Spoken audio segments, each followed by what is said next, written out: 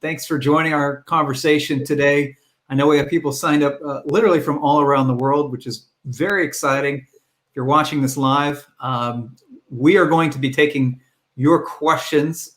And if you're watching this not live, the recording, you can share your questions as a comment. I'm joined today by my friend Patrick Maguire.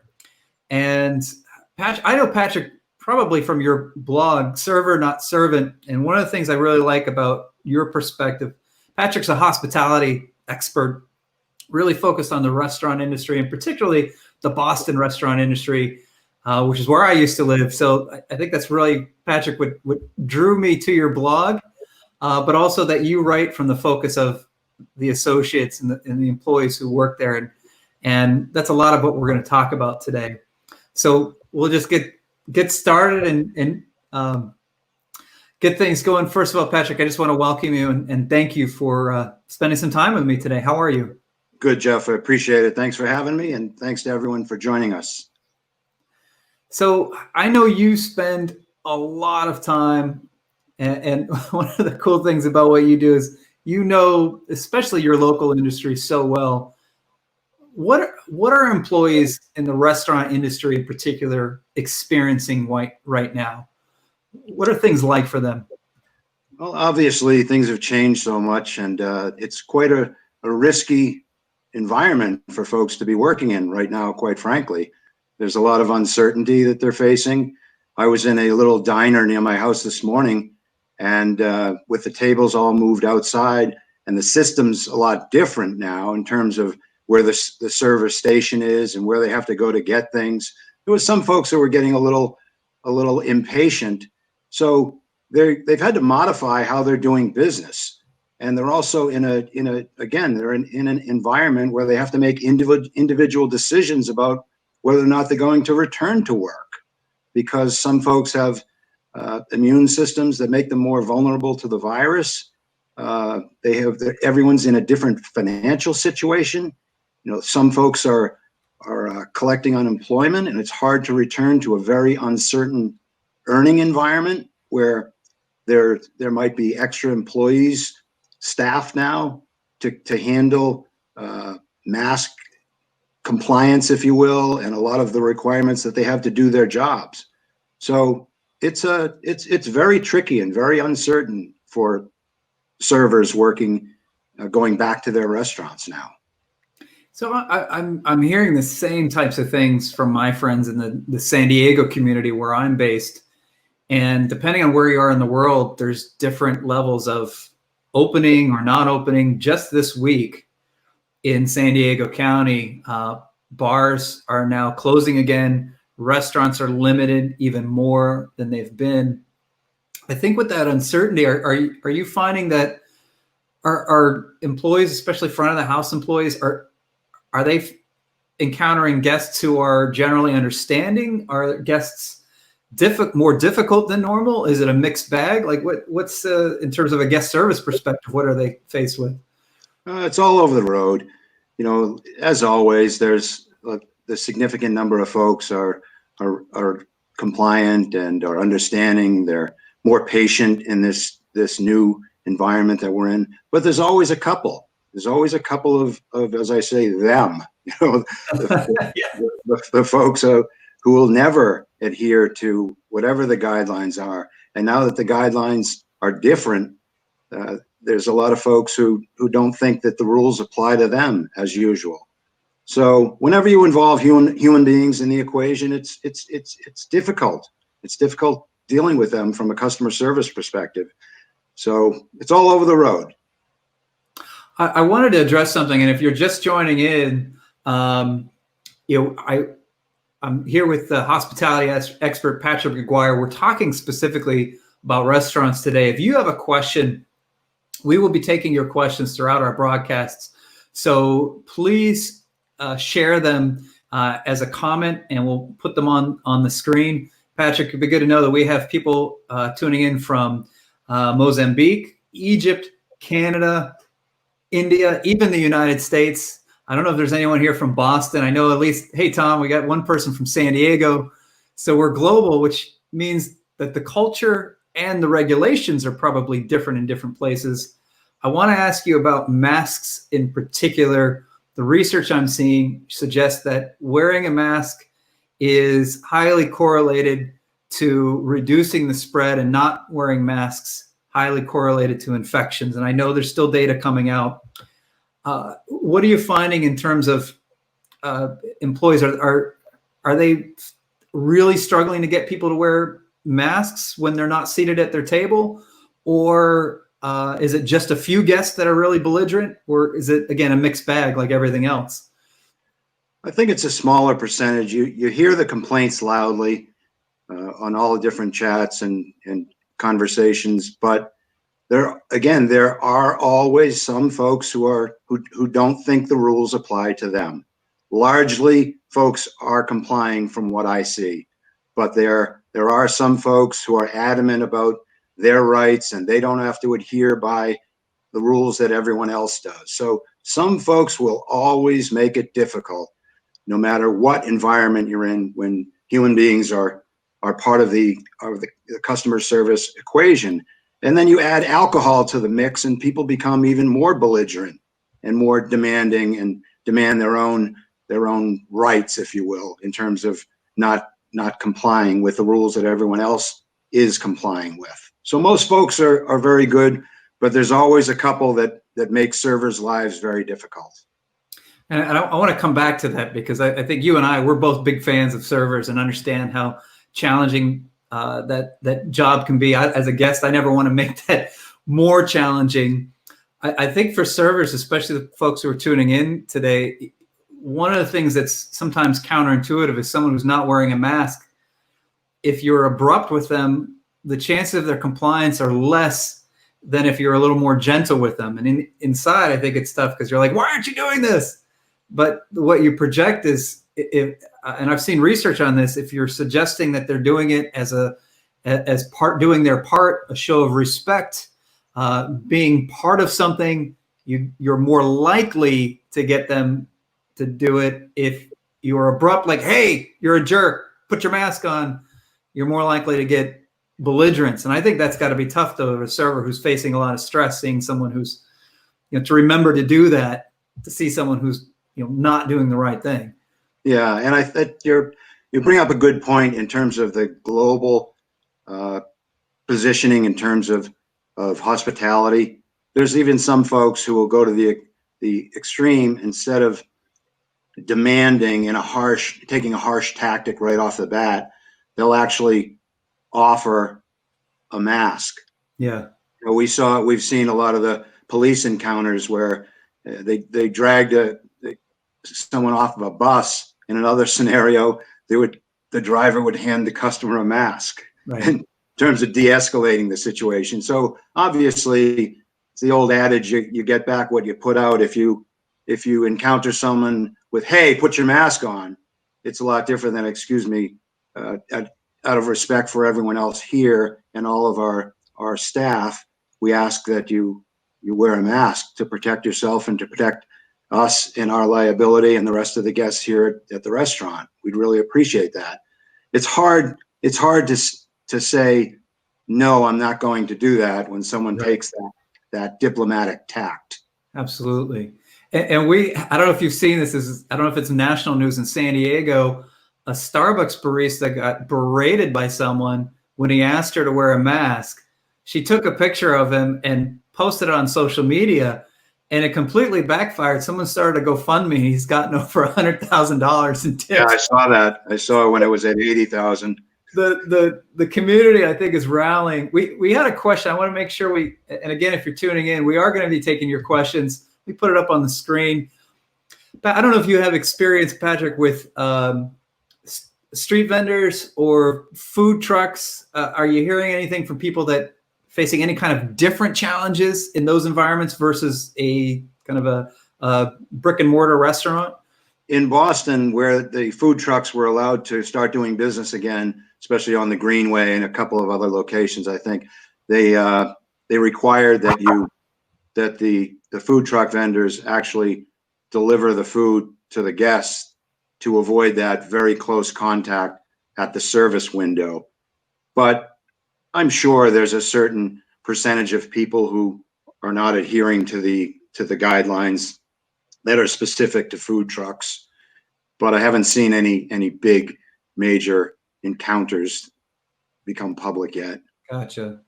I want to switch a little bit to owners and kind of going back to masks in particular, but I think some of the safety guidance in general. No matter where you're tuning in from, there's probably some sort of rules that say this is how we should serve customers right now. That is different than the normal experience.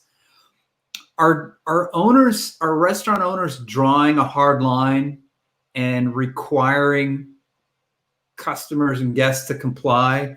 And maybe a separate question, should they be drawing a hard line to say, look, if you're not following these guidelines, you're out of here?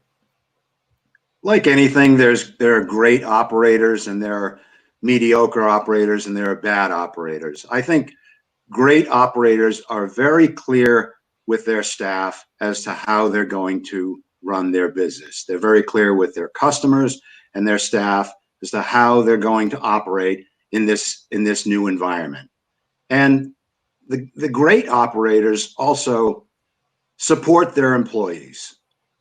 If an employee asks someone to wear a mask because it's for the greater good of everyone, and someone gives their employee a difficult time, the great owners and managers step in a very strong, direct, but very gracious also fashion. You can actually do both at the same time, but firm.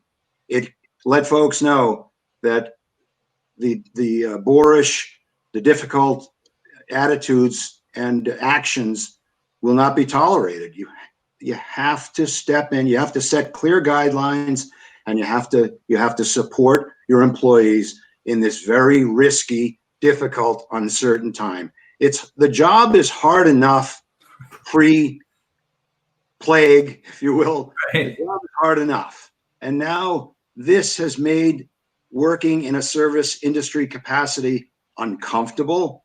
It's made it a lot more difficult. So if you don't have the support of your manager, your owner, to enforce the guidelines that you've put into place, then you're going to lose employees as well as customers.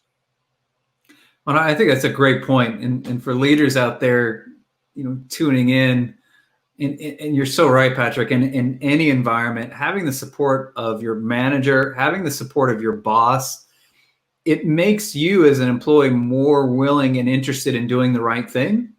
Absolutely. It also sends a consistent message to guests. And I think one of the challenges that I've seen is, some places you see the manager is on the floor modeling the right behaviors. In other places, I see the manager with the mask down on the chin, and it's a unconscious message to employees. This isn't really important, or is that's for you, but not for me because I'm more important somehow. It destroys the credibility, I think, of the leader's messaging if they're not supporting employees and not modeling the right thing. Absolutely. And it sends a message to the guests that you can do the same. You on your way walking to the bathroom, and one of the rules is to wear a mask when you're not at your table. Well, it allows customers to be lax with the guidelines that you've posted if you're not modeling them yourself. Absolutely. I want to stick to this for another moment, and just ask you from an ownership or even a manager's perspective, what should restaurant owners be doing right now? I mean, I think we'll step back for a moment. Every restaurant owner, every small business owner I've talked to is facing revenue pressure. It is extremely difficult. Some are making the hard decision to close down. Some are making the difficult decision to limp along as long as they can. But we have to acknowledge that if you own a restaurant right now, it is exceptionally difficult. You're under a lot of pressure. That said, what should owners be doing right now to support their business and also support their staff and their guests?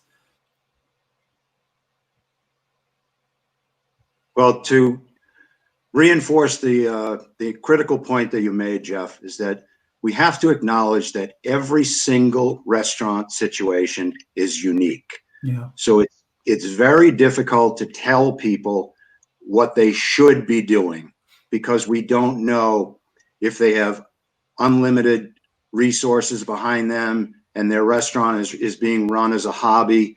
We don't know if they're living day to day, hour to hour. Every situation is unique, but some general things that I think owners should be considering at this point in time, almost 4 months into the pandemic.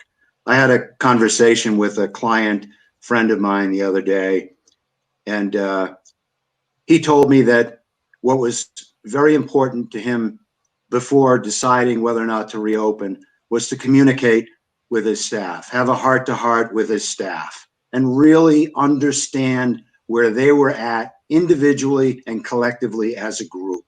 Are you in on opening? Are you comfortable with opening? Where are you at? Let's talk about everything here. Let's talk about the $600 extra money that you're getting a week on unemployment and how that becomes jeopardized if you come back to work now. You're coming back to an uncertain environment in terms of how many people are comfortable coming back to our restaurant. What are Monday, Tuesday, and Wednesdays going to look like? Do we have a patio? So you really need to get the buy-in of your staff to determine your next strategic moves. You have to have some very candid conversations with your staff, because if you don't have buy-in from your staff, it's just very, very similar to the conversations and the trainings that you do about building culture within teams. If you don't include your team when you're building culture and vision and mission for a company and then stating that to the public, if you don't include the intelligent comments and creative ideas from your staff when you're crafting those missions, those visions, those strategies, your staff is not going to buy into that. So I walked by a restaurant the other day and I said to one of the staff, "How's it going?" And their eyes told me it's not going well. You could tell that they were there reluctantly. So before making critical decisions, it's very important to communicate with your staff and incorporate their feedback, their suggestions, their ideas, etc., before you implement your strategy. That's one important point. I think that might be the critical one about just having candid conversations and conversations. I think too many owners or managers think, I'm going to tell them, but no, a conversation. Friend of mine, actively listen, and treating people as individuals. A friend of mine owns a restaurant here in San Diego.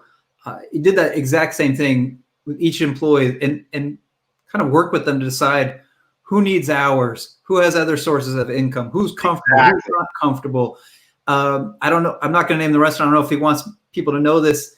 He was better prepared than other owners. So one server who's at home with her kids, he's sending her meals every night, even when she's not working. I don't know that everybody can do that, but that shows a level of love and commitment for your staff that you're not going to see everywhere else. And to your point, not everybody can do that.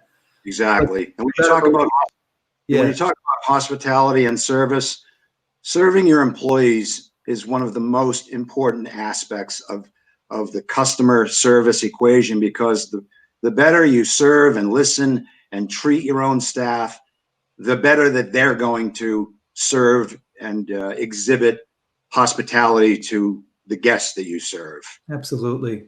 We've got a couple of questions here. I want to make sure we get to them. This first one is, and I think this is a big challenge. Children can be a challenge in restaurants, any situation, but I imagine especially smaller children who are struggling, either can't or won't keep their mask on. What should servers and managers do in that type of situation? Don't deal with the children. Go immediately to the parents and just ask them to be reasonable, like you would in any situation where children are running dangerously around a restaurant. Just go straight to the parents and nip it in the bud. Be very firm. You're putting everyone at risk. Please have your children wear masks. Pretty simple.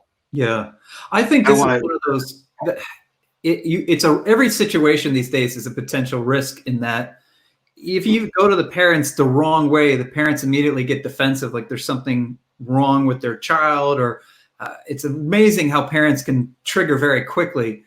If you go the right way, And it, you know, what we were talking about earlier, you're encouraging, let's make this easy. I think you have better luck. I don't know if you agree with this, Patrick. As an owner or manager, I'm drawing a hard line. I'm going to be very gentle at first. I'm going to encourage, I'm going to invite, but I'm not going to give parents a pass for letting their kids not follow rules that everybody else has to follow, because they potentially are just as dangerous as anyone else. I don't know if you agree with that or not. Absolutely. Absolutely. It's just straightforward. Go right to the parents. Let them know in a nice way. You need to have your children, please have your children put a mask on. It's very important that in this new environment that we keep everyone safe. When you make it about safety, that should be enough for folks to comply. Yeah, and but it's a tough call. And I think we, you know, for all of these things, we have to acknowledge there aren't easy answers, especially if you're having that conversation. Sure. And I think we got another one here that's kind of a follow-up on that, which is we know a lot of these challenges are specifically indoors, and how do we keep guests safe? In fact, I saw on the Server Not Servant Facebook page today, someone had asked the question, you know, can you list restaurants that are open for indoor dining? And I think one of your colleagues said, I don't feel comfortable putting that list out right now. Yeah, exactly. Safe. This brings up a great point. It's one that I've been talking about quite a bit, is that we all understand that one of the worst environments right now for spreading the virus is confined indoor spaces, prolonged human interactions in confined indoor spaces. Call it the elephant in the middle of the room if you want. Or call it the most common sense thing that we all know about this virus, or that's been widely communicated about this virus. So couple that with consumers being tentative about going back indoors because of that fact. The question that I've been bringing up quite a bit is, what can operators of restaurants and small businesses do to modify their HVAC systems to improve ventilation and filtration, so that you improve, you hand in hand with that, improve consumer confidence in coming back to your establishment? So interestingly enough, I was at a restaurant yesterday, eating on the outdoor patio, and it was a little bit slow. So the owner came out and sat down with me, and I said, have you had a conversation with your HVAC person? And he said, as a matter of fact, I have. We're improving the quality of our filters, which does a much better job mitigating the virus. I said, absolutely. And I said, how much does it cost for that filter? He said, the other ones were $15. These are $30. And I said, what are you doing about the frequency of changing the filters? He said, typically they call for 4 months. We're changing them every 3 months. And I said, in my opinion, that's something you should be broadcasting to your staff, yep, your vendors, and your prospective customers. If you want to stand out amongst the competition in this environment, why not broadcast the fact that you've researched this issue, you've done something strategically to mitigate the virus, which is scaring the hell out of everyone justifiably in terms of dining indoors, and then, you know, let folks know so that you're instilling some confidence in them to come back to your business. I do not understand, and I'm encouraging as many friends and clients as I can to have that conversation with their HVAC person, implement strategies if they do. You know, you don't have to get into it as in depth as ultraviolet light inside of your venting systems. If there's some steps you can take that are not prohibitive in cost, like filtration at the very minimum, do it, and then broadcast that you did it to put people's mind at ease. And I think that's an important point, is not only doing it, sharing that you're doing it, sharing the thoughts behind it. And there's other things that limiting how long people can be seated indoors is part of that. But ultimately, I think there's still going to be challenges, right? Because your capacity is reduced. And I want to make sure we get to this because I want to be careful of our time. Anything that the restaurants do that can help is good, but they're still facing a challenge. Servers are facing a challenge as well. One of the things that I think you've always done so well is talked about what are the responsibilities of guests. And I want to talk about that. What can guests do? If there's a restaurant that you love, or you just care about being a decent person to the people who are serving you, what can guests do to do their part to help? Absolutely. So first of all, I think in this environment especially, it's really important to do your research before you go out. Make sure you check a restaurant's website and all their social media platforms. A lot of folks are serving a limited menu right now.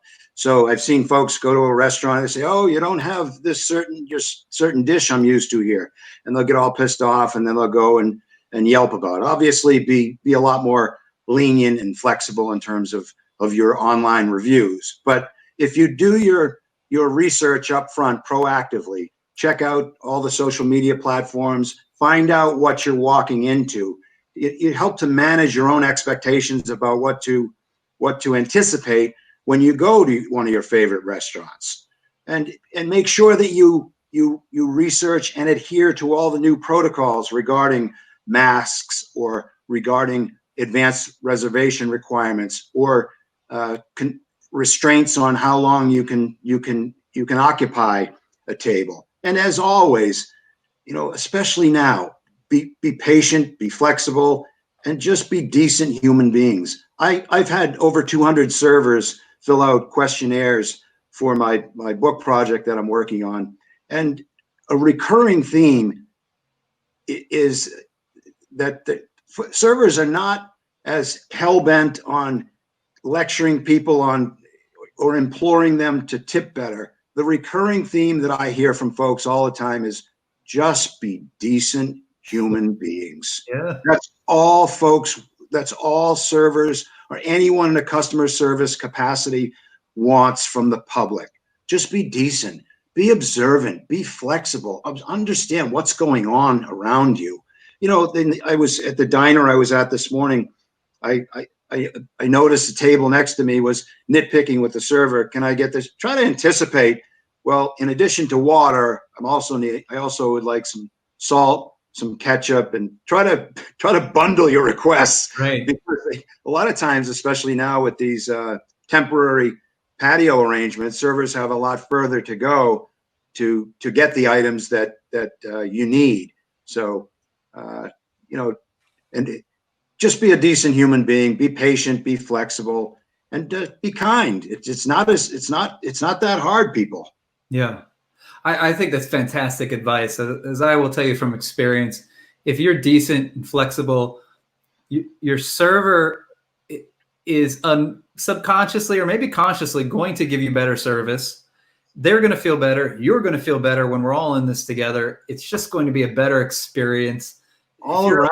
Don't go out to eat. Stay home. Yeah, absolutely. There's a couple other quick things that are really important to understand, Jeff, from a customer perspective, especially with so much legislation pending. This is do or die. We often say that, this isn't the end of the world. This is do or die for some of your favorite restaurants. So if customers really want to do something beyond bitching on the internet, ask your favorite restaurants how you can best support them. Every community is different right now. Yeah. Again, lots of pending legislation. So depending on where you live, your local, state, and obviously the federal government now is going to, what they do or what they don't do is going to have a significant impact on whether or not your favorite restaurants survive. So ask them specifically, how can we support you? Is there a legislator that is sponsoring a bill that will make or break your restaurant? Can I call them? An owner should have those numbers ready. Have even a handout ready. Have something on your website ready that says, here's how you can help us. And also, so that's critical in terms of specific action that they can take to save especially their independent restaurants. The other quickie is understand and anticipate that prices are going to go up. Yep.